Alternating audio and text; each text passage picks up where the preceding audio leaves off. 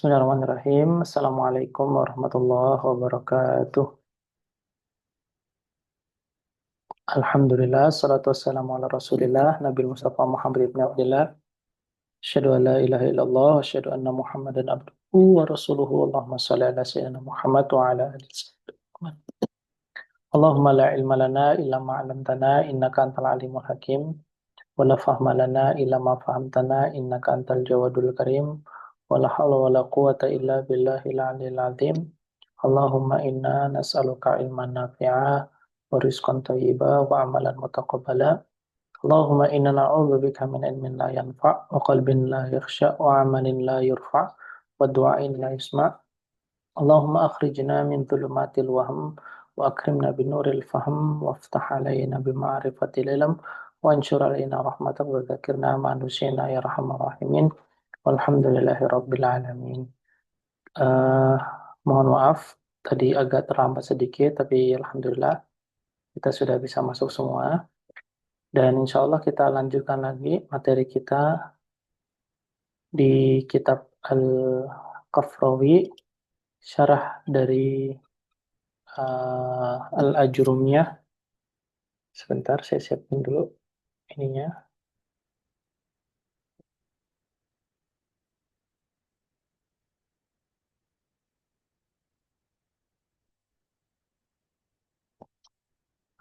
Dia.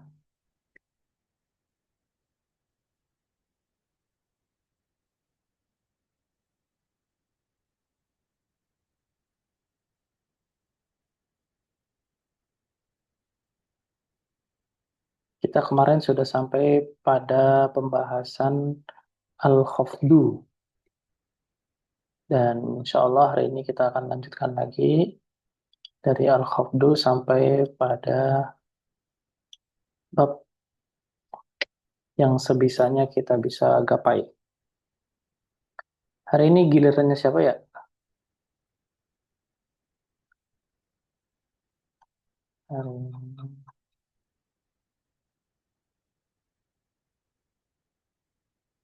Kemarin Mbak Wahidah ya, betul ya?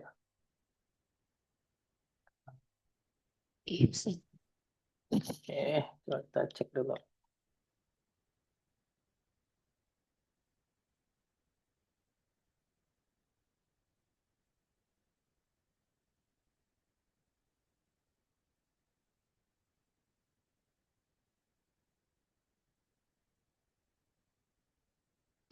Sekarang Mbak Bulan, bagian Mbak Bulan. Sebentar, ini kok belum kelihatan-kelihatan. Sebentar.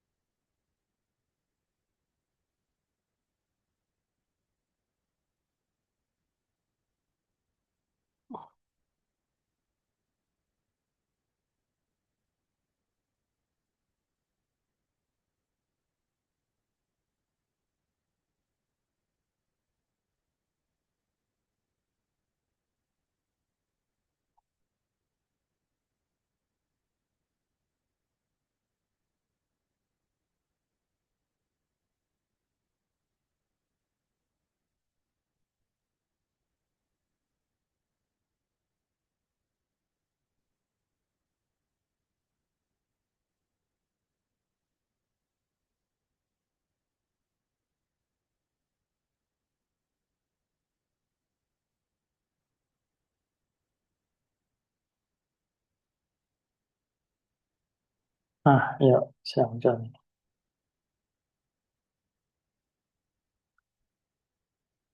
Mohon maaf.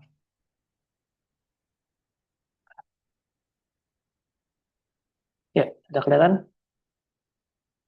Oke, Mbak Ulan sudah siap baca?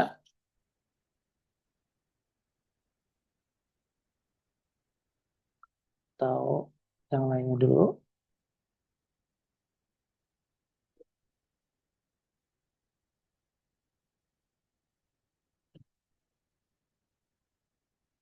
Oke, mungkin Mbak Ulan masih dalam perjalanan.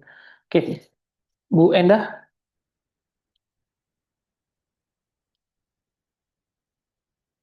Oke, Bu Endah bisa bantu saya baca? Ya Ustadz, yang Oke, mana Ustadz? Al-Khafdu.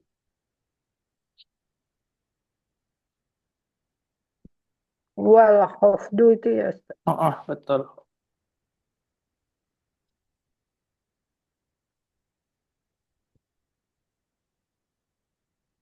Silakan.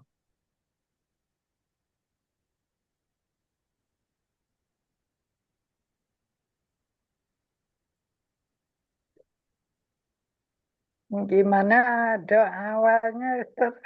Saya lupa. Oh, doa awalnya. Ya. Qala musannif rahimahullahu ta'ala Qala musannifu rahimahullah ta'ala wa nafa'anallahu bihi wa nafa'ana Allahu bihi wa bi'ulumihi wa ulumihi fid daraini. fid daraini Fit, amin. ah, ah, Fid ah, ah. daraini amin. Dalnya panjang, Bu. Fid daraini. Daraini Ah, ah. amin. Bismillahirrahmanirrahim. Wal khafdu ma'nahu lughatan diddur raf'i tas wa huwa tasaffulu Ah, ah. wastilahan taghyirun mahsusun alamatuhul kasratu wa manaba anha wala fariqa fi amilil khafdi baina an yakuna harifan hurufan nahu marartu bi zaidin wa i'rabihi marartu fi'lun wa fa'ilun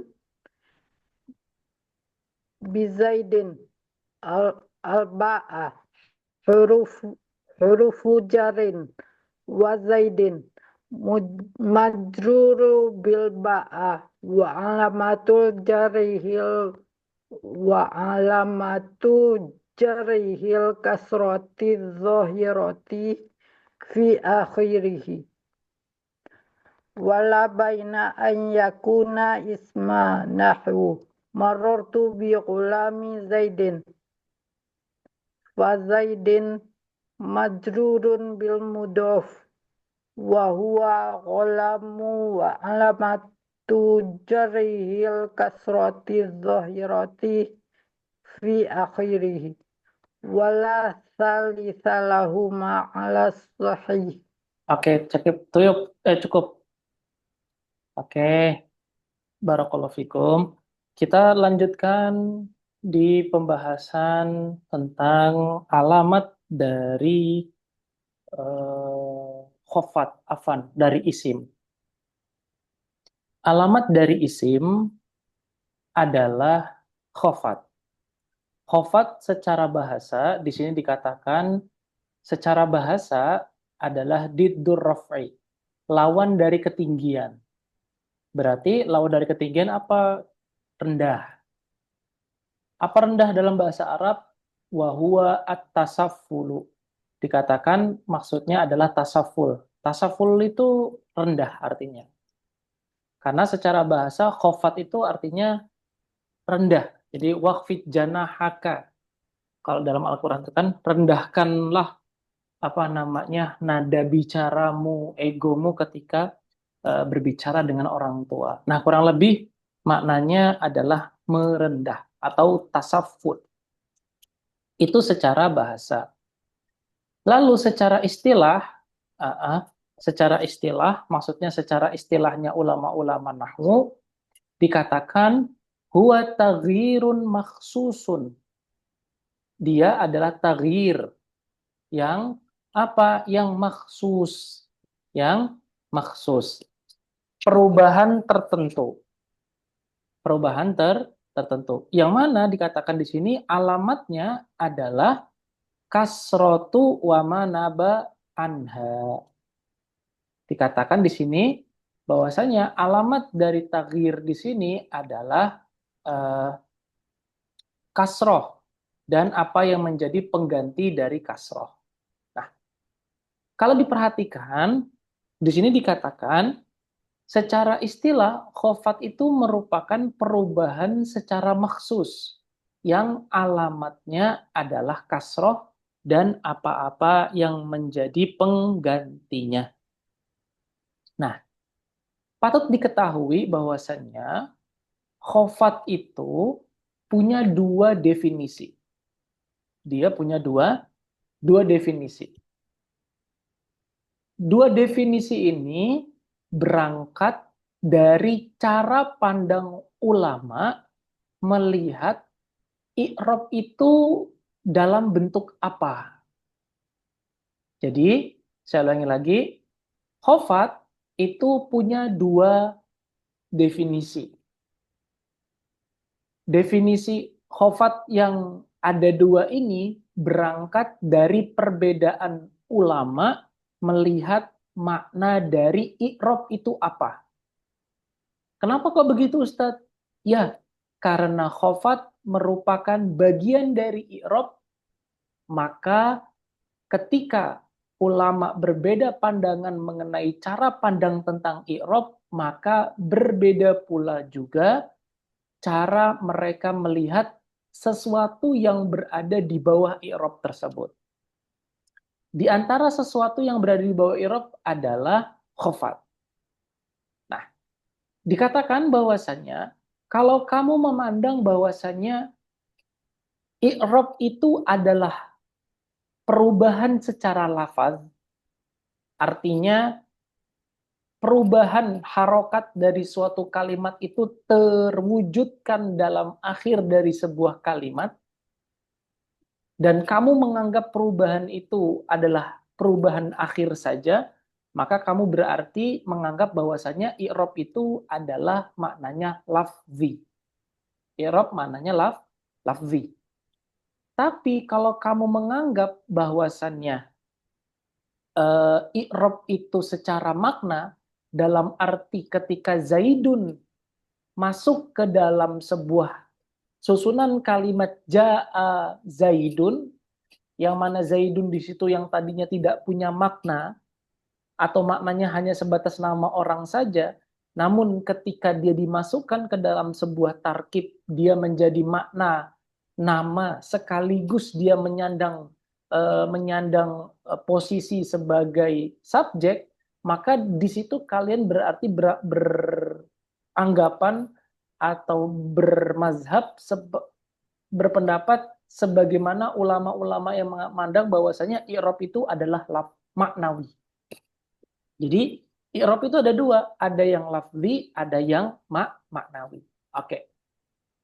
Nah, kalau kamu memandang bahwasanya i'rab itu maknawi, maka kamu katakan ketika kamu mendefinisikan tentang khofat, maknanya adalah taghyirun maksusun alamatuhu kal kasrotu wa ma naba anha. Tetapi kalau kamu mendefinisikan i'rab itu sebagai sesuatu yang lafzi, bukan yang maknawi, maka khofat dalam kasus ini dimaknai atau takrifnya adalah al-kasrotu wa manaba anha. Baik, sampai di sini ada pertanyaan?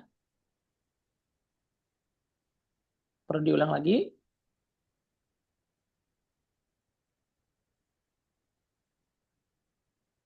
Jadi, Ulang. oke, taib, kita ulang lagi. Ulangnya sampai di mana? Coba Bu Endah. Sampai di Jadi mana? i'rab terbagi dua, Mm-mm. maknawi dan eh, maknawi dan apa Lafzi, Ustaz? lafzi namanya. Lafzi. Lafzi. Ini mohon maaf nih, aduh saya hari ini lagi nggak bisa tulis menulis ini. Lafzi itu tulisannya ya L L lafzi. Laf, kalau lafzi itu gimana Ustaz? Lafzi itu artinya perubahannya secara harokat, Bu.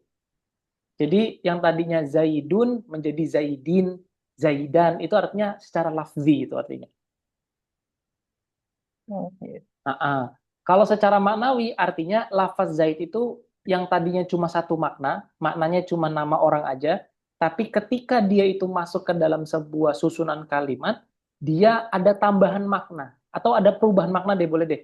Ada perubahan makna, yaitu apa? Yang tadinya maknanya sendirian berubah menjadi maknanya menjadi subjek. Nah, itu artinya perubahan makna, perubahan i'rab secara makna. Mm-mm. Jadi maknanya itu berubah yang tadinya sendiri menjadi makna subjek. Oke, sampai sini ada pertanyaan lagi, Bu Enda? Udah, Ustaz. Oke, yang lainnya dari Mbak Wahidah, Mbak Indi, Mbak Wika, sama Mbak Widya, ada diskusi? Ustadz Afwan, kedengaran nggak suaranya? Iya, kedengaran. Kalau wamana ba'anha itu apa Ustadz? Yang menjadi pengganti dari kasroh. Wama dan apa-apa, naba pengganti anha. Pengganti an dari ha al-kasroh. Pengganti dari kasroh nanti ada ya, ada fathah gitu maksudnya.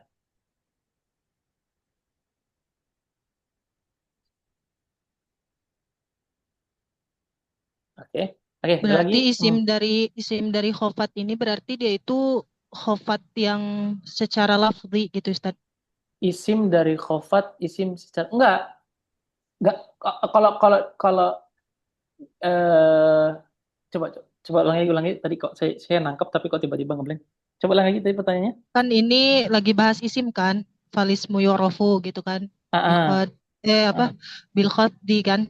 Nah, ah, bilkhod di sini kan maknanya taghyiru makhsusun gitu kan. mm-mm. Nah, itu tadi kan kata Ustadz ini adalah definisi dari i'rab secara lafzi.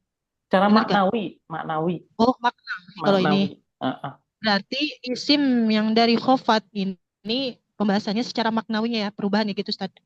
Khofat yang dimaksud oleh musonif kitab di sini adalah khofat yang secara maknawi. Hmm. Mm-mm. Iya. Kalau kalau khofat secara lafzi atau definisi karena khofat bagian dari i'rab dan i'rabnya dianggap sebagai lafzi, maka definisi khofat adalah al-kasrotu wa manaba'anha. Jadi cuman hanya sebatas al-kasroh aja. Nah, kalau yang lafzi ya. Gitu ya. Oke. Berarti Nah, alamatnya kasroh dengan apa-apa yang menjadi pengganti kasroh gitu. apanya? Kalau yang lafzi? Al kasrotu wa manaba'an kan yang tadi. Ya. Jadi kalau di dalam definisi khofat yang lafzi, dia itu kasroh itulah yang khofatnya. Jadi dia bukan menjadi alamat, dia menjadi ya hakikat dari khofat itu sendiri, bukan alamat. Bedakan antara alamat sama hakikat. Alamat itu sesuatu yang menunjuki. Tapi kalau hakikat ya si dianya itu zatnya itu sendirilah. Nah, kalau apa namanya i'rabnya itu i'rab lafzi, maka i'rab lafzi itu ya kasroh itu sendiri. Hakikatnya ya kasroh itu sendiri. Tetapi kalau i'rabnya maknawi, maka kasroh itu menjadi alamat. Kasroh itu menjadi alamat, bukan menjadi hakikat. Ha, bingung nggak Mbak Bulan? Lumayan Ustaz. Oke, coba yang lainnya. Ada yang bisa bantu? Ustaz, Afwan, Ah, atau boleh ulang Ustaz ininya artinya Ustaz. artinya yang taghyir maksus ini, Ya, Ustaz. taghyirun maksusun alamatuhu al-kasratu wa manabana. Perubahan yang khusus yang alamat dari perubahan tersebut adalah kasroh. Wama dan apa-apa naba anha. Naba pengganti an dari haknya ini kasroh maksudnya.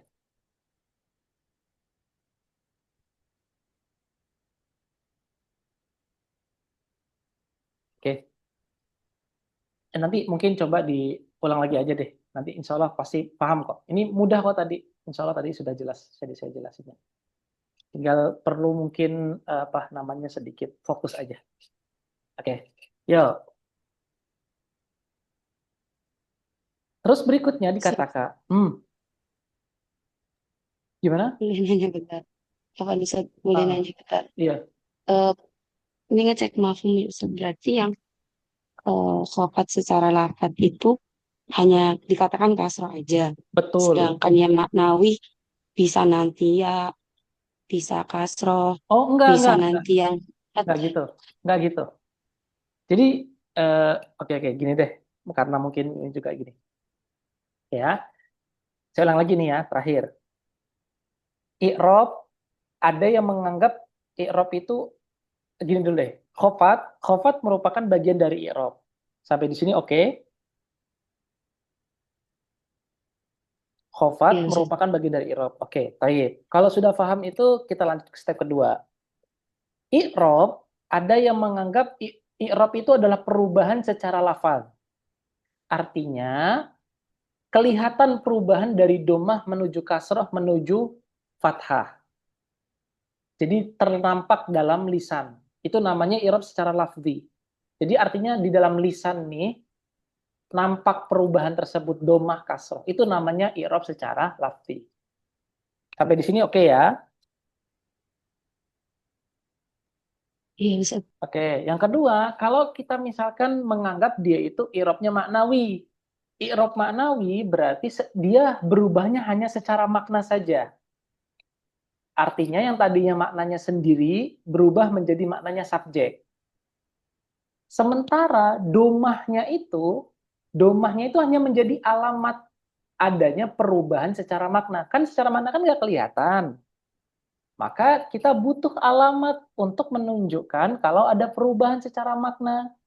Domah itulah, kasroh itulah, dan yang menjadi pengganti domah dan kasroh serta fathah itu menjadi alamat dari perubahan secara makna tersebut.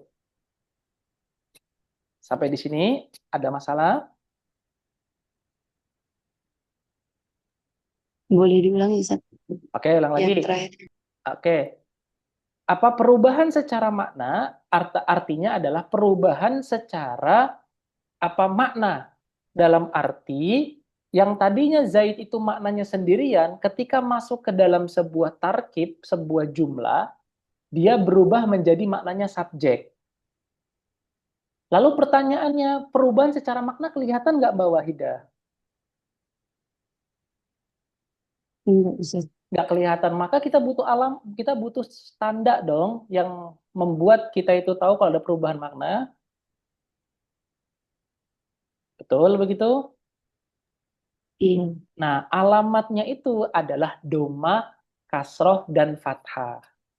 Dan yang menjadi pengganti dari ketiganya. Nah, dari sini, ketika kita memandang i'rob saja sudah berbeda, maka turunan-turunan dari i'rob kita akan selaraskan dengan definisi i'rob. Kita akan selaraskan dengan definisi i'rob.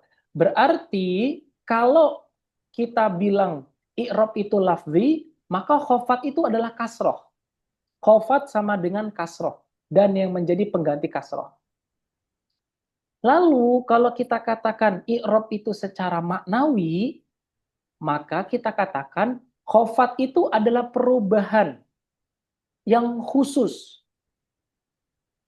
Yang mana tanda dari perubahan tersebut adalah kasroh. Nah, perubahan khusus ini adalah perubahan yang secara maknawi tadi itu. Karena kita menganggap bahwasanya i'rob itu adalah perubahan secara maknawi. Jadi kasroh itu hanya menjadi petanda kalau ada perubahan. Jadi ada perbedaan antara i'rob maknawi sama i'rob lafzi. Bedanya di mana? Di i'rob lafzi, khofat itu ya sama dengan kasroh. Hakikatnya khofat itu adalah kasroh. Tapi ketika kita katakan i'rob itu maknawi, maka khofat itu adalah tanda. Maka kasroh itu adalah tanda dari perubahan yang ada secara makna. Nah,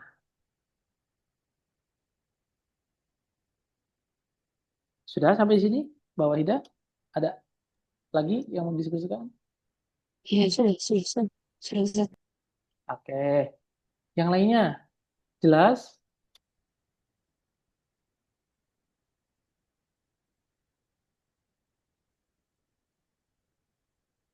Mbak Wulan sudah kejawab pertanyaan tadi? Mbak Wika, Mbak Nurul, Mbak Indi? Ya Ustadz, ini berarti kalau maknawi agak luas ya Ustadz dan agak dalam ketika Betul, memaknai i'rab itu, betul. khofat itu. Tepat itu betul. Dari Mbak Wika, dari Mbak Nurul, ada diskusi? Pak Ustadz. Oke, baik ya. Oke, kita lanjutkan. Yuk, lalu kita di sini tuh kayak punya tahu efek domino ya, efek domino. Kita anggaplah di sini. Satu, dua. Toib. Nah, nomor satu ini, kotak yang kecil ini, kelihatannya kecil ya. Kotak kecil ini kita anggap sebagai dia itu adalah kita sebutlah dia itu adalah i'rab. Kotak yang gede ini kita sebut sebagai sesuatu yang akan mengubah i'rab. Sesuatu yang akan mengubah i'rab. Nah, sesuatu yang besar ini dia itu beragam. Nanti ada ragam makna. Ada punya banyak bentuk lah. Bisa dikatakan begitu. Sementara hasil dari apapun yang berbeda, faktor-faktor yang berbeda ini, itu tetap hasilnya hanya akan satu, menjadi kotak. Siapapun orang yang membuatnya atau faktor yang membuatnya menjadi kotak, maka tetap hasilnya menjadi kotak. Nah, kurang lebih begitulah. Nah, lalu kita andaikan ke permasalahan kita hari ini, yaitu apa? Yaitu siapa yang menyebabkan suatu kalimat itu dibaca kasroh atau yang menjadi pengganti dari kasroh. Jawabannya adalah ada amil yang menyebabkan dia itu berubah menjadi kasroh. Yang tadinya domah dan fathah berubah menjadi kasroh atau kasroh tain. Nah, amil di sini itu hanya pada dua hal saja. Pertama, amil di sini hanyalah pada huruf saja. Yang kedua hanyalah pada isim saja. Jadi, amil faktor yang membuat suatu kalimat itu adalah kasroh, maka bentuknya cuma dua. Kalau enggak dia itu farfun, ya dia itu ismun. Wala thalithalahuma alal asoh, kata musannif kitab di sini. Dan enggak ada jenis yang ketiga dari kedua jenis ini.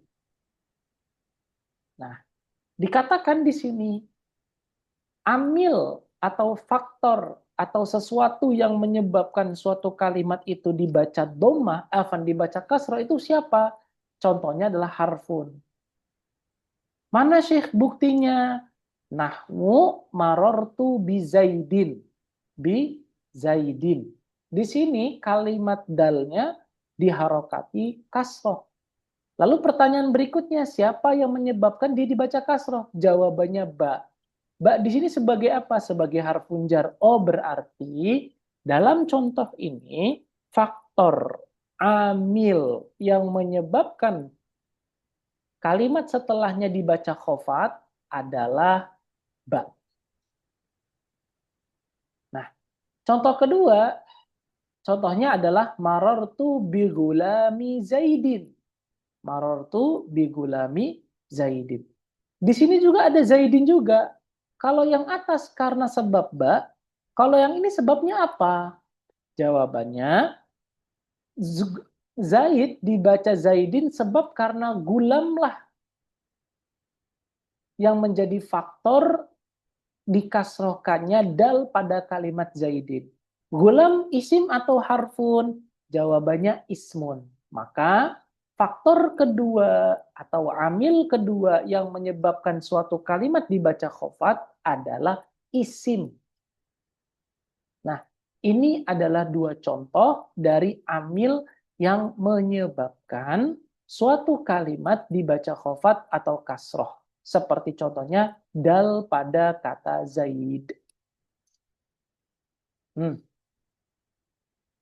Ada diskusi sampai sejauh ini?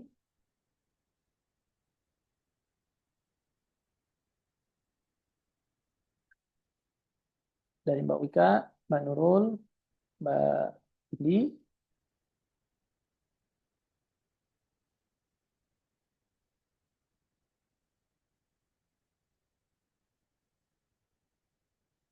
Cukup? Bisa Ustaz, insyaallah. Oke. Insyaallah. Jadi ini tuh perubah amil yang membuat kalimat itu kasroh Betul. atau khofat, Ustaz. Kasroh sama khofat kan tadi kan kita sepakati sama dia. Oh iya. Uh-uh. Berarti dia itu amil yang membuat kalimat itu. Jadinya nggak fokus ke sini ya, ke definisi yang tadi ya. Berarti definisi yang tadi khofat itu secara maknawi kan ini turunan ke bawahnya, Ustaz. Secara maknawi. Kasroh hanya menjadi tanda kalau ada perubahan secara maknawi. Oke. Dari Mbak Nurul sama Bu Endah, ada diskusi?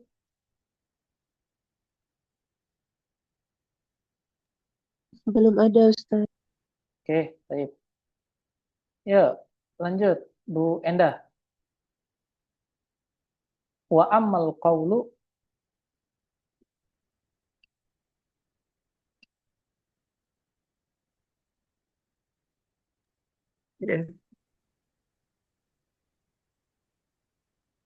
Wa ammal qawlu bil jari bil idhofah fi ulamu zaidin wal jari bit tabaiyah nahu marartu bi zaidin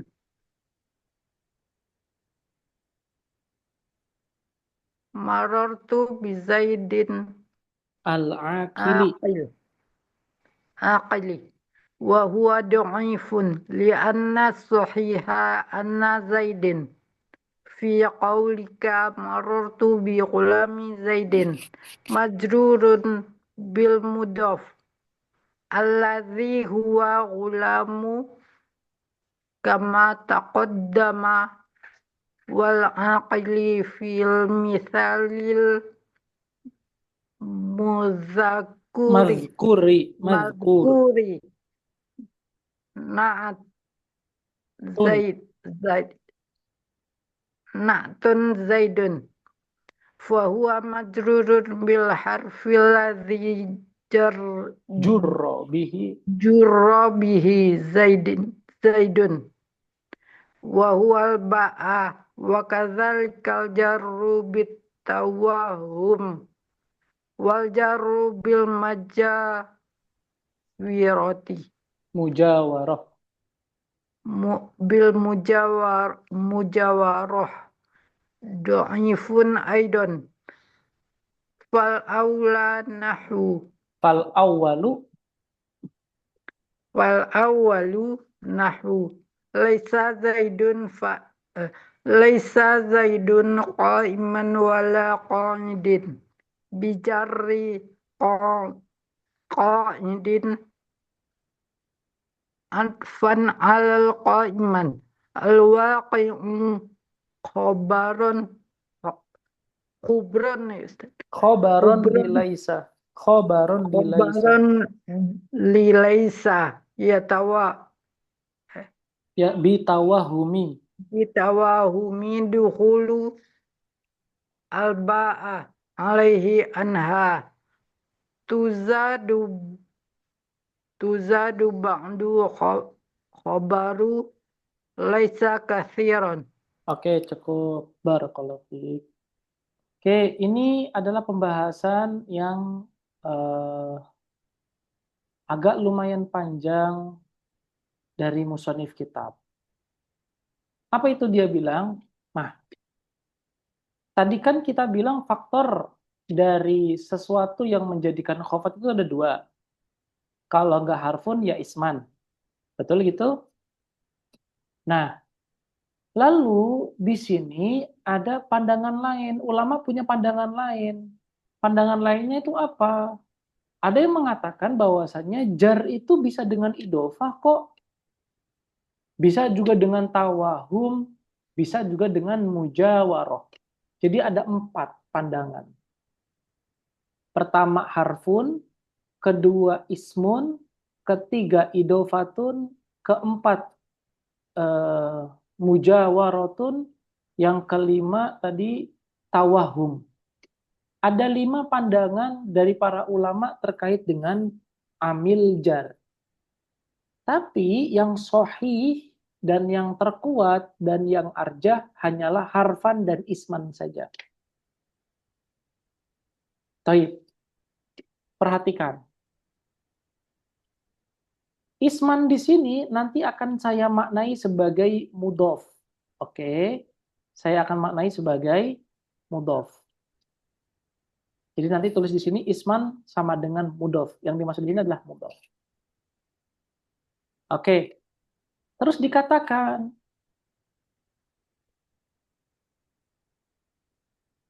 ada kaul yang berpandangan bahwasanya amil khofat itu bukan mudhof, bukan harfan, tapi idofah. Ustadz, bukankah sama antara idofah dengan mudhof? Jawabannya sama, tetapi kalau kita detilkan itu beda. Maksudnya gimana sama tapi beda Ustadz? Maksudnya gini, idofah itu adalah suatu hal yang mencakup istilahnya mudhof,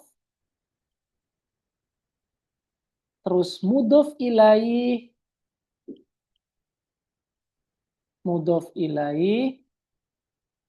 yang kedua adalah robetun. Nah, ini kalau kita bicara idofah. Jadi kalau kamu katakan bahwasanya yang menjadikan Zaid itu adalah idofah, kayaknya kurang tepat. Kenapa? Karena apakah semua faktor 3 hal ini yang berada di bawah idofah itu ikut serta mengkasrohkan Zaid atau hanya satu saja? Jawabannya hanya satu saja. Berarti idofah itu tidak termasuk. Karena kalau kita bicara soal idofah, maka kita bicara soal mudhof, mudhof ilaih, dan robot. Sementara kalau kita ketahui lebih dalam lagi bahwasanya yang menjadikan dia itu idofah hanya satu, yaitu apa? Mudhof aja, atau isman tadi itu yang kita bilang.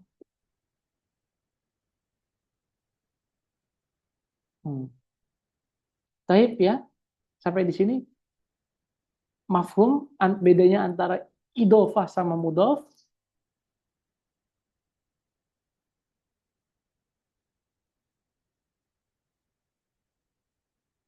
Oke, taib. Kalau nggak ada pertanyaan berikut, apa pembahasan berikutnya. Terus, kalau tadi kamu katakan bahwasanya idofah merupakan faktornya, dan kita tadi sudah gagalkan pernyataan kamu. Pernyataan berikutnya, kalau tabaiyah gimana? Kalau dia itu ngikut, taba itu artinya pengikut. Tabi'ut tabi'in, pengikut artinya. Semisal contoh marortu bizaidin al-akili nih yang tadi kamu katakan. Marortu bizaidin al-akili. Bukankah al-akil di sini itu dia itu ngikut oleh si Zaid? Bukankah begitu? Atau dalam Afan? Sebentar.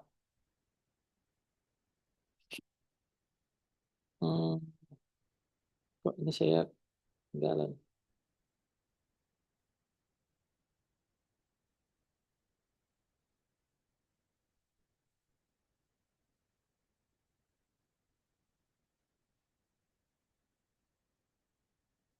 Oke deh, coba deh. Kita lanjut dulu.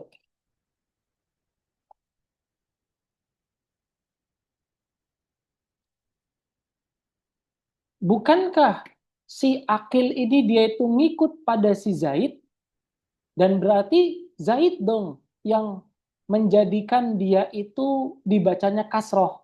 Nah gitu, kurang lebih. Yang lagi bahwasanya tabaiyah artinya pengikut, berarti kalimat akil di sini itu ngikut dong dengan si Zaid, dengan kalimat Zaid tanpa baknya.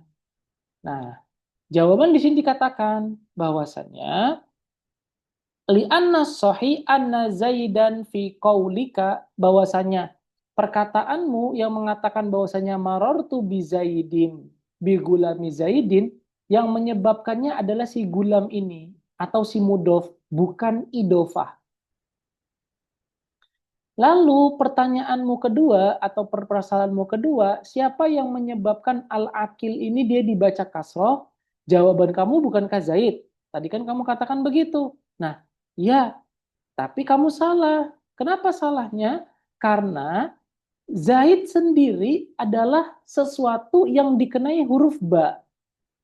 Maka tidak bisa Zaid itu kita katakan, aduh, astagfirullahaladzim, salah.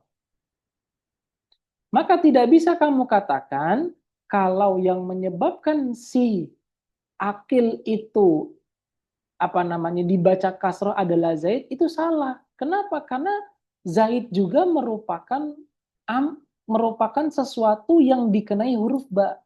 Maka al-akil di sini itu seharusnya faktor yang menyebabkan dia dibaca kasroh adalah ba-nya, bukan si Zaidnya. Karena Zaid sendiri adalah sesuatu yang dikenai. Maka salah ketika kamu katakan kalau al-akil di sini itu disebabkan oleh si Zaid. Nah, jawaban yang tepat adalah bahwasanya akil itu dibaca akili bukan karena Zaid, melainkan karena huruf ba-nya. Nah, ini adalah pernyataan faktor yang lain yang menyebabkan si Zaid dibaca kasroh, atau bisa kita katakan ini adalah amil yang dianggap sebagai amil padahal bukan amil, yaitu idofa dan tabaiyah. Oke. Mafhum sampai sini kalau yang tabaiyah dan idofa? Ustadz, Hmm. maaf ya Ustadz, ini saya kayaknya berarti selama ini kalau saya berpikir si akil itu dia kasroh karena Zaid itu salah, gitu ya Ustadz? Iya, Karena si salah. Zaid itu dia kasroh karena bi, dan saya berpikir akil itu kasroh karena Zaid. Nah berarti salah ya Ustadz ya? Iya, salah. Kenapa Hmm. salahnya? Salahnya gini, karena tabi dan matbu itu syai'an wahidan. Tabinya itu adalah akil, matbunya adalah Zaid. Jadi dia itu kayak satu paket. Oh, Nah, kalau satu paket berarti kan ya sudah, apapun yang terjadi pada satu paket ini ya pasti hanya satu penyebabnya, bukan yang lainnya. oh berarti keduanya ini majrur ya karena bi, begitu Mm-mm, Ustadz? betul, betul. Oh. Tapi beneran saya memang selama ini mikirnya begitu. Salah berarti. Nggak Ya apa-apa, nggak beneran. apa-apa, nggak apa-apa. Oh gitu ya ya karena kan mikirnya tawabi tawabi tawabi gitu. Berarti Mm-mm, yang lebih sohinya ya, pemahaman yang benar itu adalah mereka berdua itu kasroh karena bi gitu ya betul, Ustadz ya. betul. Oh, baik Karena Ustadz. Syukuran ada ya kaidah Ustadz. yang mengatakan tadi, matabi dan matbu adalah satu hal. Ya Ustadz. Afwan. Oke. Terus naat man'ut satu hal. Terus badal mubedal minhu satu hal. Mudof mudof ilai itu kalimatil wahidah juga pun satu hal juga.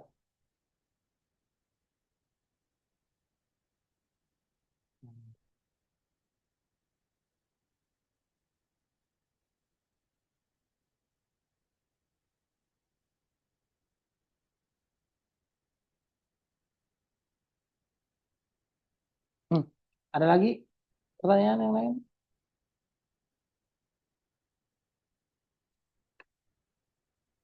Lanjut. Yang berikutnya, kalau idofah tidak dan kalau tabaiyah enggak, yang ketiga, dan ini yang menjadi perbincangan di kalangan para ulama terkait dengan tawahum dan mujawaroh. Ada faktor keempat dan faktor kelima dan faktor keenam yang mengatakan bahwasannya amil dari jar adalah tawahum dan mujawaroh. Tawahum itu artinya prasangka ya. Tawahum itu kayak misalnya, kayak Bu Endah tadi misalnya contoh, semuanya dibaca kasroh misalnya. Itu tawahum. Jadi Bu Endah tuh kayak ngerasa ini kayaknya kasroh deh. Nah, gitu. Nggak ada yang lain. Nah, jadi ketika kita menebak-nebak itu kayak tawahum, kayak ada waham. Waham itu kayak semacam kepercayaan, tapi kepercayaannya nggak sampai 50%. Mungkin 25, nah gitu. Kayaknya mirip-mirip ini deh. Nah, makanya tadi Bu Endah bacanya semua dikasrahin. Itu namanya tawahum, begitu. Nah, dalam bahasa Arab juga pun ada yang kayak gitu loh. Jadi dia tuh kayak semacam prasangkanya dijadikan sebagai amil. Jadi akhirnya dia bacanya semuanya dikasrohin. Nah, sering tuh dijumpai itu. Nah, terus ada juga yang kedua, yaitu karena mujawarah, karena dia itu bertetangga. Karena dia bertetangga. Nah, oleh karena itu, kita coba cek apakah benar begitu.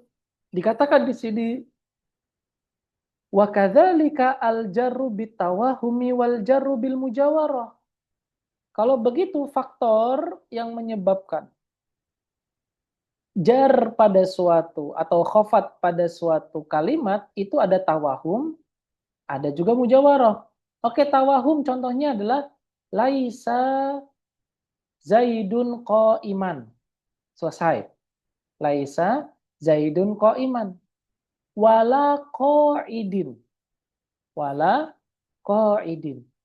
Kenapa kok kamu baca qa'idin? Dikatakan karena bijari qa'idin atfan alal qa'iman al-waqi khobaron lilaisa bitawahumi dukhulil ba alaihi li'annaha tuzadu ba'da khobari laisa kathiron.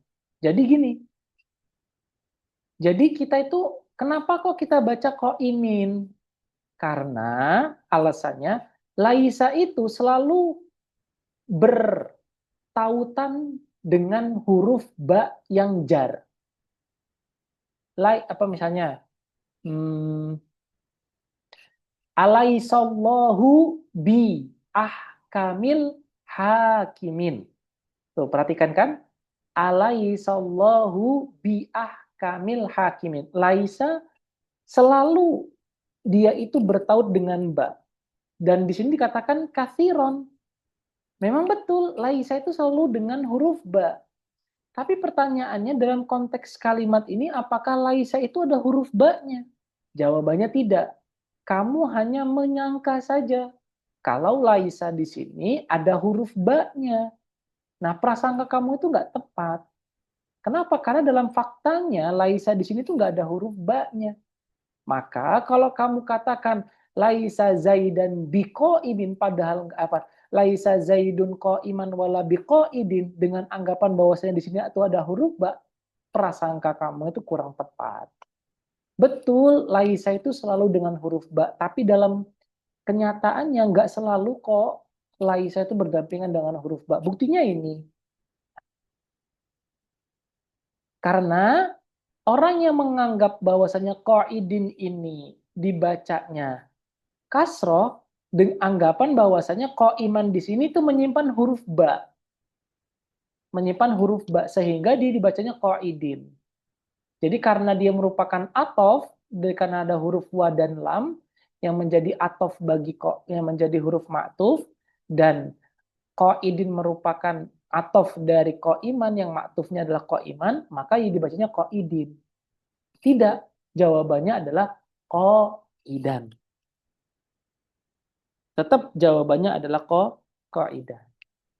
Nah, mafhum nggak sampai di sini? Coba tawahum. Semoga nggak bingung.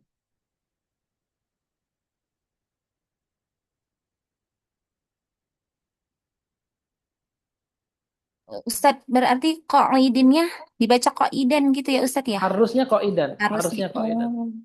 Mm-mm. Ya Ustadz, bisa insya Allah. Oke, dari yang lainnya, dari Mbak Wahida, Mbak Indi, Mbak Widya. Ustaz, Hmm. kan berarti baknya itu disimpan, ini yang prasangka tadi disimpan di kok imannya Mm-mm. sebelumnya gitu ya. Mm-mm. Dia nyangkanya disimpan di koiman.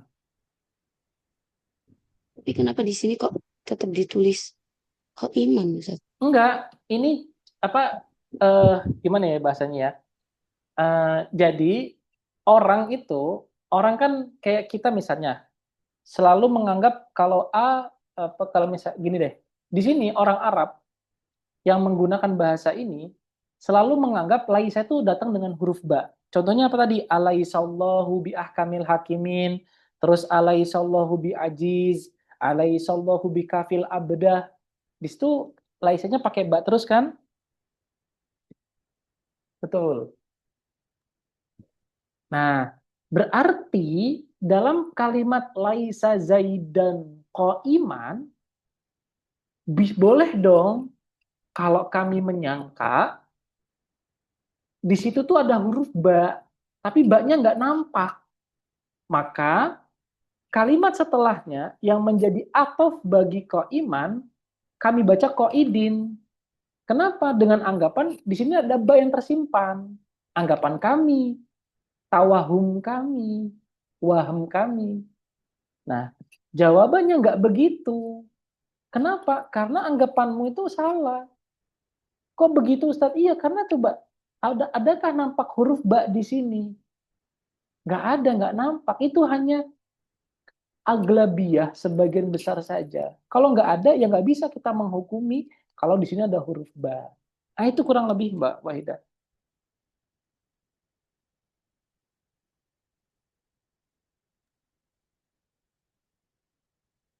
Oh, berarti ini Ustaz, Mbak, yang mengira tadi baknya cuman ngaruh ke koidinnya. Nggak ngaruh ke koidinnya aja. Nggak ngaruh ke koidin aja, ke koiman juga. Nggak ngaruhnya ke koiman, hanya saja mereka menganggap baknya itu terhapus gitu loh, kayak tersimpan, ditakdirkan saja gitu. Oh, Ustaz. Mereka menganggap begitu.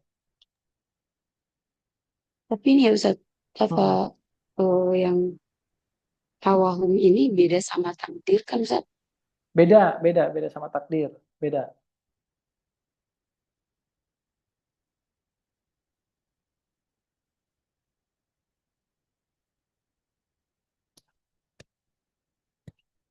Hmm. Ada lagi yang lain?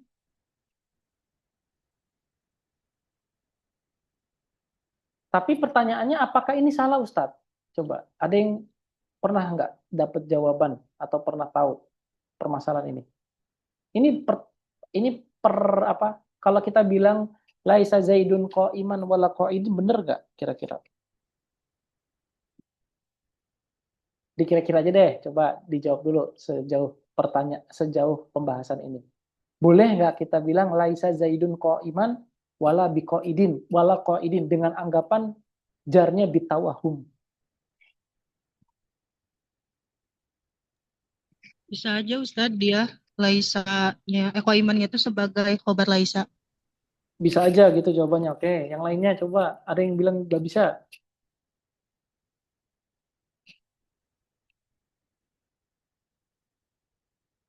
Jawabannya bisa. Kenapa Ustadz? Ya ini karena ya ini ada orang Arab yang mengatakan ini. Tapi ini pendapat yang kurang doif. Doif, pendapat yang doif. Bisa aja, boleh aja. Nggak masalah kok. Nggak masalah. Gitu. Berarti Ustadz, kalau misalkan nggak ada masalah, i'rabnya apa dong Ustadz? Kalau begini. Nah, itu i'rabnya agak panjang. Nanti silahkan dibaca saja kalau yang punya bukunya di halaman 28 di halaman 28 baris paling terakhir. Nah, itu ada tuh i'rab untuk laisa zaidun qa'iman wala qa'idi.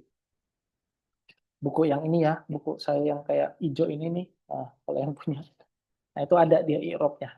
Intinya boleh. Nah, intinya boleh gitu aja. Intinya boleh. Oke, baik. Yuk, pembahasan terakhir nih agak panjang. Saya baca aja. Ini agak panjang, Bu Endah. Saya mohon saya yang ambil saja. Oke, wasani ini sani yang jarnya atau amil jarnya karena mujawarah, karena bertetanggaan. Perhatikan baik-baik. Ini yang menjadi permasalahan ulama dari zamannya Kutrub sampai zaman sekarang.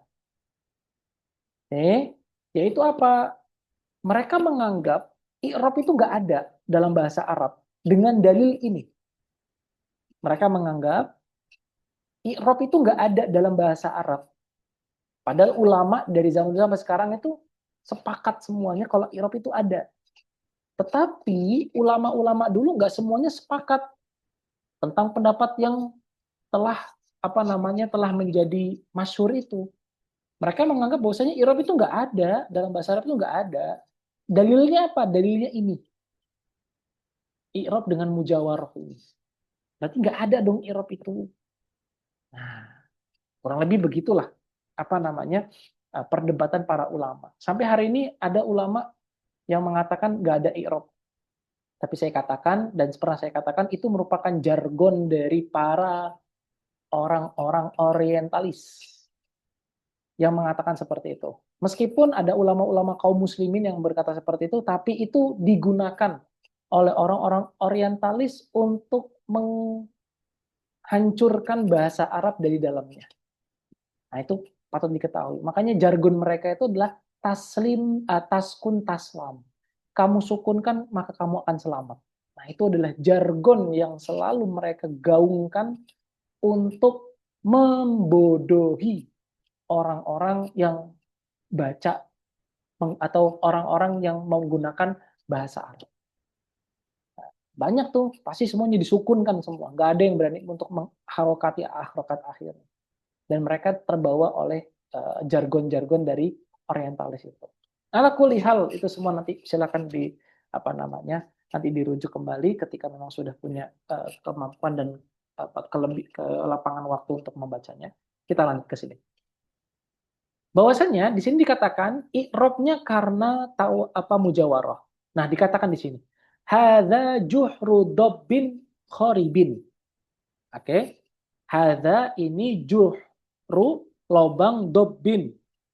Tahu ya dob ya? Dob itu kayak semacam kalau bahasa sekarang itu kadal. Makanya kan sering dibilang kadrun, kadal gurun. Nah, ini dob itu adalah kadal gurun.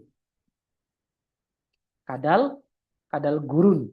Nah, kharibin artinya adalah jatuh. Kharib artinya adalah jatuh atau runtuh.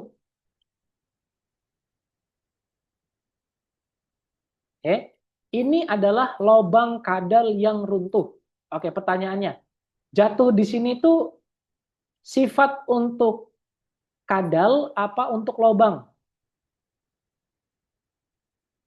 Ini adalah lobang kadal yang jatuh. Nah, kata-kata yang jatuh di situ untuk mensifati kadalnya atau untuk mensifati juhurnya?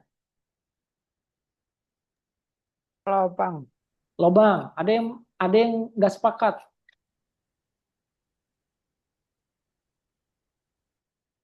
Bu Enda bilang untuk mensifati lobangnya. Ada yang bilang jatuh itu untuk mensifati dobinnya. Kadal. Gimana, Bu? Kadal. Kadal. Oh, berubah. Oke, baik. Yang lainnya coba. Kadalnya, Mbak Wika. Yang jatuh ini dia untuk mensifati kadalnya atau mensifati lobangnya? Kadal, Ustaz. Kadal. Yang lainnya ada nggak? Coba, kadal. Sama kadal juga, Ustaz. Kadal juga, oke. Oke, kalau kadal semua, Mbak Wika, Bu Enda, Mbak Indi, mengatakan kadal semua, berarti Mbak dan Bu Enda berarti menganggap khoribin ini dikasrohkannya dia sebab karena kalimat dob. Sebab karena kalimat dob. Benar, Tapi saya mikirnya gitu. Oke, Salah kali Taib. ya. Enggak. Coba kita lihat dulu. Secara makna Oke. kan enggak ada ini, enggak ada kekeliruan, bukan? Oh, iya Ustaz. Boleh aja kita bilang kadalnya jatuh, kadal yang jatuh di lobang. Enggak masalah. Terus ketika kita bilang lobang yang runtuh atau lobang yang runtuh, afwan bukan jatuh, runtuh ini lebih tepatnya, runtuh lah. Runtuh. Runtuh. Ya sama aja lah, runtuh jatuh ya sama lah ya. Kita nggak salah ketika kita bilang kadal yang runtuh, maksudnya kadal yang jatuh gitu loh. Kadal yang jatuh, kita mensifati kata khoribin ini karena adanya dob runtuh. Kita juga nggak salah ketika kita bilang kata khoribin ini itu untuk mensifati juhru, nggak salah juga.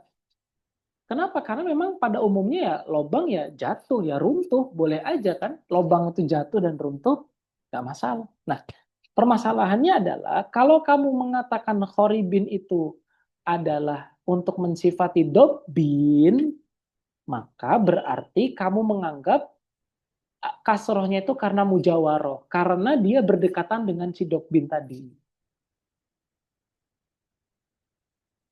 Oke, berarti ini adalah jar yang disebut sebagai namanya jar mujawaroh. Karena berdekatan kalimat khoribin dengan dobbinnya itu tadi. Nah, di sini dikatakan bijari khoribin, dengan dijarkannya khorib. Kenapa? Limujawarotihi, karena bertetanggaannya si kalimat khoribin ini lidob, dengan kalimat dob. Al majrur qoblahu, yang mana kalimat dobnya itu majrur sebelumnya. Wa huwa na'tun li juhrin al marfu'u qablahu. Yang mana, nah perhatikan, yang mana aslinya khorib di sini itu merupakan na'at, merupakan sifat bagi juhrun, bukan bagi si dobbin. Tapi masalah nggak sih ketika kita katakan runtuh dan jatuh ini untuk dobbinnya? Nggak masalah. Ternyata memang kayaknya pas aja kok. Kita bisa aja memaknai seperti itu. Nah, ternyata kalau kita katakan khoribinnya ini karena mujawarah, berarti khoribinnya itu sebagai sifat dari juhrun, dari lobangnya itu.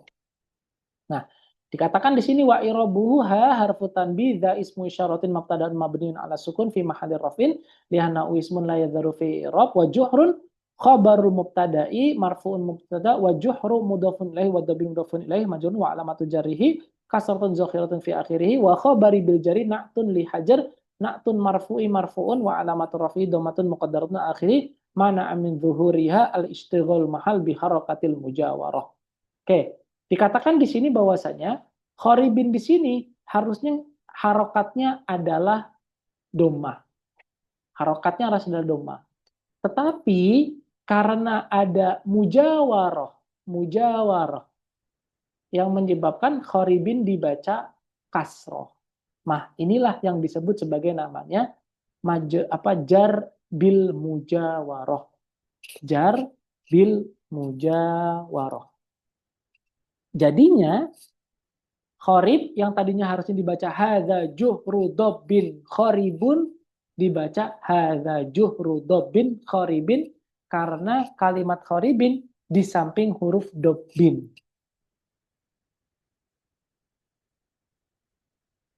Inilah yang pendapat ke-6 yang mengatakan bahwasanya ada 6 amil dan amil ke-6 dari sebuah huruf jar adalah kalimat mujawarah, kalimat yang bertetanggaan dengannya. Oke, sampai di sini. Tafadhol kalau ada diskusi. Pak, sebelum saya lupa dan saya beneran bingung nih. Jadi kalau dia naat man'ut, bukannya harusnya mereka sebelahan ya Ustadz? Tapi kenapa dia ada dobbin di tengah kayak gitu dan khorbinnya itu harusnya posisinya menjadi naat ke lubang tadi, ke hujur tadi. Gimana ya Ustadz? Ustadz bisa nggak ini? Oke, Saya mikir taib. Paham. Ustadz.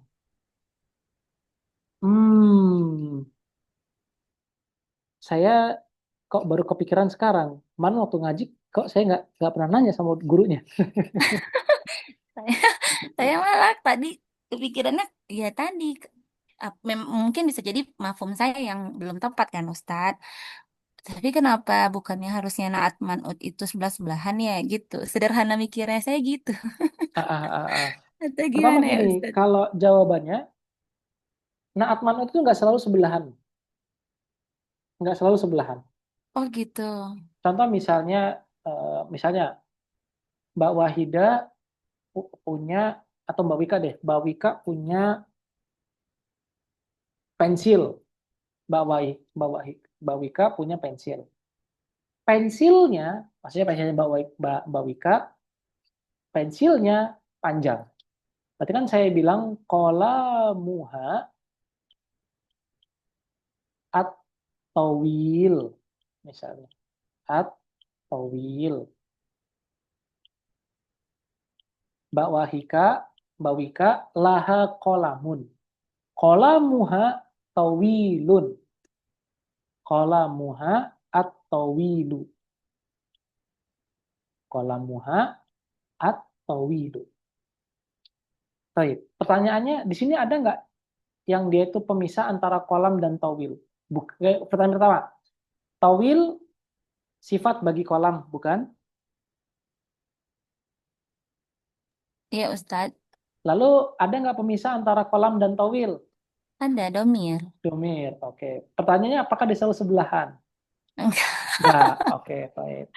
Nah, berarti satu contoh ini kan sudah bisa membatalkan bahwasanya nggak selalu naat manut itu sebelahan, nggak selalu. Oke, berarti di sini juga nggak selalu juga bisa jadi dia itu dipisahkan panjang gitu loh. Dipisahkan kalimat yang panjang, yang kecil aja bisa, yang panjang juga pasti tentu bisa. Nah, di sini adalah syahidnya.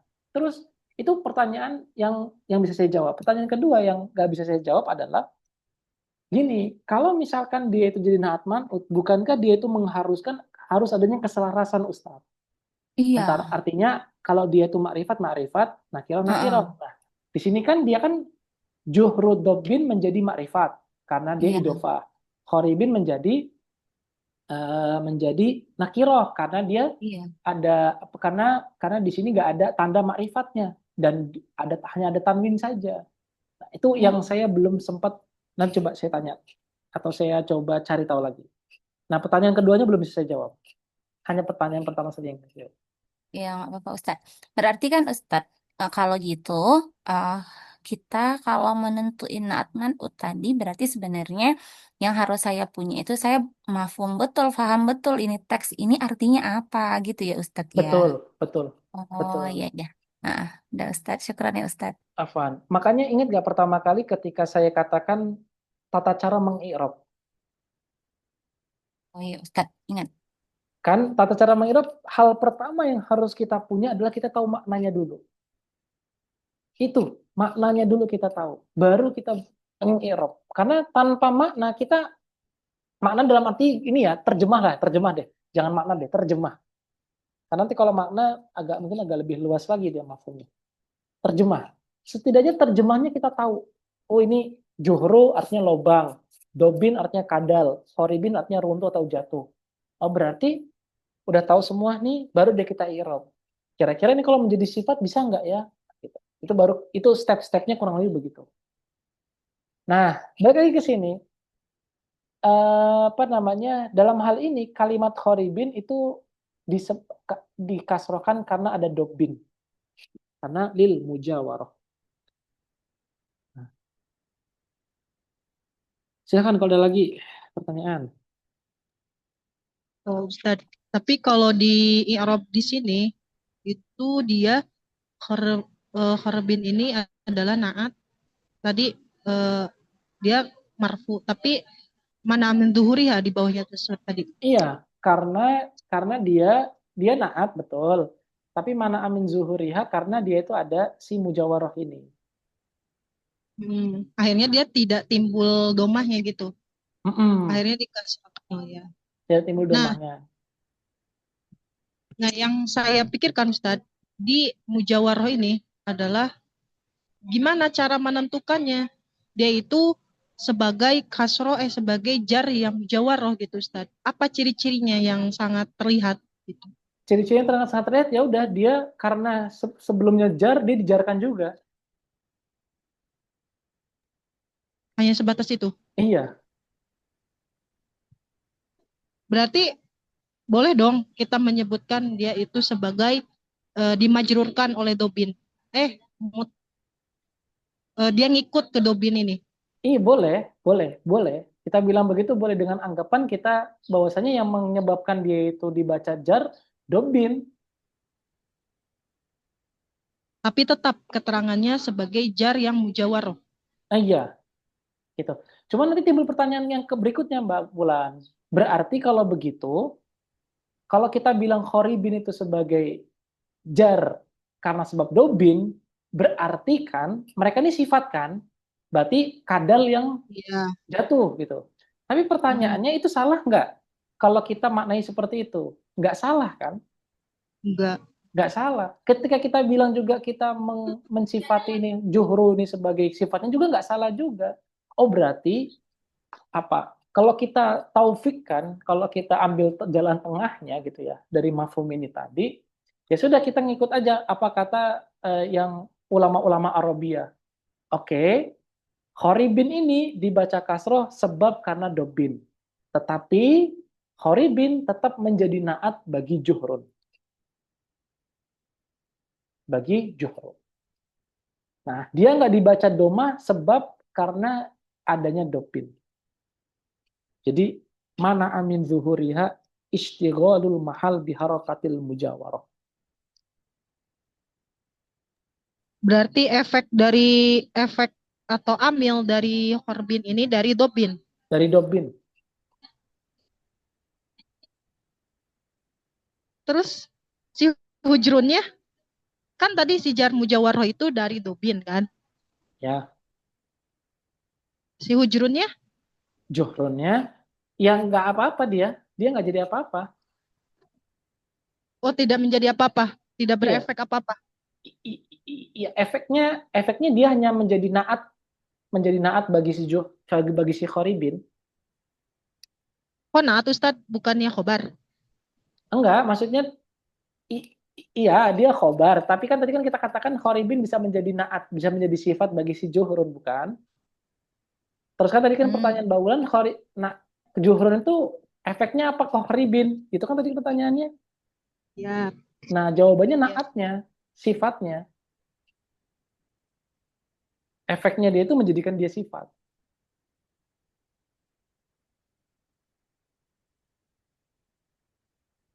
Ya.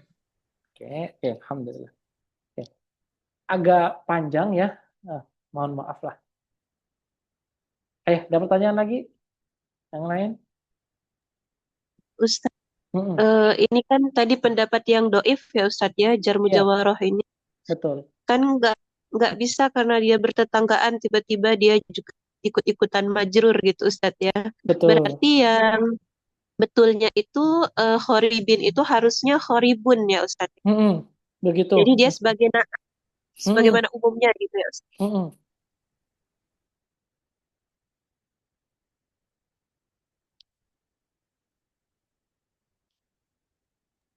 Ustadz boleh bertanya lagi nggak Ustadz? Silakan. Tadi yang di jar yang tawahum Ustadz. Tadi kalau nggak salah Ustadz bilang baknya itu sebelum koiman ya Ustadz ya. Tadi saya nyambung pertanyaan Mbak Wahidah ya Ustadz ya. Kenapa dia koiman nggak koimin Ustadz? Terus saya lihat catatan saya dulu itu baknya justru di sini saya mencatatnya itu sebelum koidin Ustadz. Jadi wala bi koidin. Cuman baknya itu dihayalkan aja gitu ada di situ. Jadi sebelum betul. koidin atau sebelum koiman Ustaz. Betul. Oke, taib. Oke, taib ya. Kita tulis di sini. Nah, taib. Kita nyambung pertanyaan. Laisa Zaidun biqaimin wala biqaidin. Itu adalah aglabiyahnya. Umumnya begitu. Nah, baknya ini muncul lagi karena apa? Karena ada keterangan ketika huruf jar itu di majrur ketika huruf jar itu dimaktufkan, maka dia harus diulang lagi. Jadi kenapa kok ba ini muncul di sini? Karena ada kaidah yang mengatakan bahwasanya jar itu ketika dia dimaktufkan, maka dia harus dimunculkan. Terlebih lagi kalau dia itu adalah isim zohir. Ya, insya Allah begitu. Tahu enggak ya? Wallahu alam deh. Nanti coba saya rujuk lagi. Yang pasti, ya kurang lebih kalau misalkan kita coba pretelis satu persatu, kurang lebih beginilah penampakannya. Laisa zaidun imin wala idin. Taib. Ini aglabiahnya begini. Aglabiahnya begini. Taib. Lalu berikutnya, ini kan normalnya. Lalu berikutnya ternyata si ba ini nggak ada. Ba ini nggak ada. Kita katakan laisa zaidun qa'iman. Lalu pertanyaannya, ba di sini masih tetap ada nggak? Kalau di sini nggak ada, nggak bisa. Tapi karena kita itu tawahum, karena menganggap laisa itu selalu berada di samping ba atau berselalu berdepan dengan ba, maka kita katakan laisa zaidun qa'iman wala qa'idin, dengan anggapan di sini itu ada huruf ba yang menjadi maktuf bagi qa'imin yang ada ba-nya juga, tapi ba-nya nggak ada, di sini nggak nampak. Nah, lalu pertanyaan berikutnya tadi kan yang menjadi muskilah adalah kalau di catatan Mbak Nurul kan di biqa'idinnya ini. Sementara tadi saya katakan biko imannya ini, ya sama aja sih sebenarnya, nggak ada pertentangan dengan apa yang saya katakan dengan apa yang dicatat sama Mbak Nurul. Hanya saja yang mau saya katakan di sini bahwasannya qaidin di sini itu ada tawahum, ada anggapan kalau karena di sini tuh biasanya laisa dengan huruf ba, maka ya dibacanya qaidin dong, nggak dibaca qaidan. Kenapa? Karena aglabiahnya keseringannya laisa itu selalu bertautan dengan huruf ba. Nah, gitu.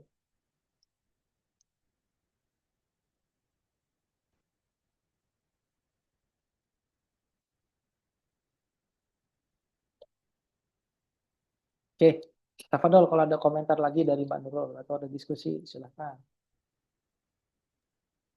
Nggak ada Ustaz. Insya Allah paham Ustaz. Oke.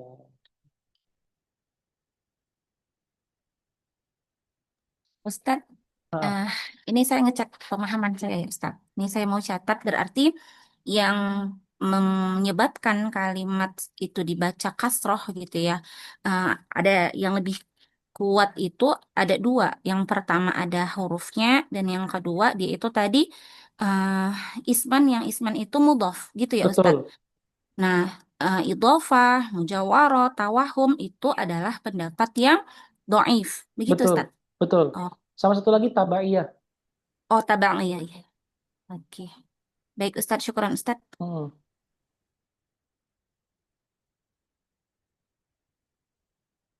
Doif bukan berarti dibuang. Bisa jadi dia juga tepat di beberapa keadaan. Di fikih juga pun begitu. Pendapat yang doif itu lebih baik daripada pendapat yang nggak sama sekali ada sandaran sanad. Tapi bukan berarti dibuang. Bisa jadi pendapat yang doif itu di satu keadaan itu dia dibutuhkan. Nah, intinya gitulah ya. Saya pengen bilang pendapat yang doif itu nggak selalu dibuang. Tapi pendapat yang munkar itu pasti akan selalu dibuang. Bisa jadi pendapat yang doif itu di satu keadaan dia dibutuhkan. Untuk satu keadaan tertentu atau untuk beberapa keadaan. Ya cukup lah ya. Insya Allah ya hari ini minggu ini sedikit lagi. Semoga nggak ada masalah. Insya Allah yang berikut-berikutnya kita akan lebih mudah memahami karena kita sudah paham tentang karakteristik dari kitab ini dan pembahasan-pembahasan kitab ini. Dan insya Allah tanwin besok akan lebih panjang lagi.